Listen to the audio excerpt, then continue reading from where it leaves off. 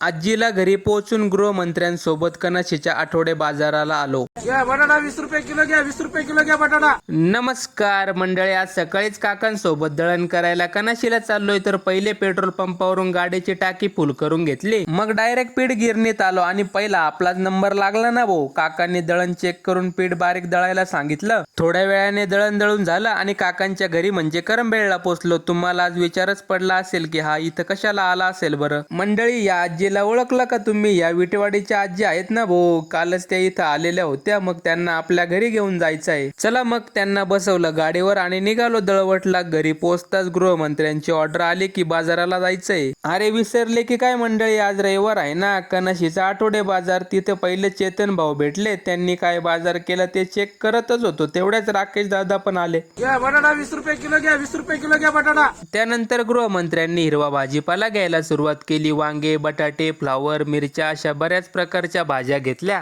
आणि चहा सोबत खायला पाव पण घेतले. मंडळी, तुम्हाला चहा सोबत पाव आवडतो का? कमेंट करून सांगा बर का. लगेच तुमच्या वाट्याचे पण 1-2 किलो पाव घेऊन येतो. त्यानंतर रितिशाला भूक लागली. एक पॅकेट कुरकुरे खाऊन पाणी पितच होती. तेवढ्याच बाजाराला पूर्ण विराम लावून गृहमंत्री आले. चला मग आम्ही निघालो घरी. तुम्ही घ्या आयडीला फॉलो करून. भेटूया उद्याच्या लॉग मध्ये मंडळी.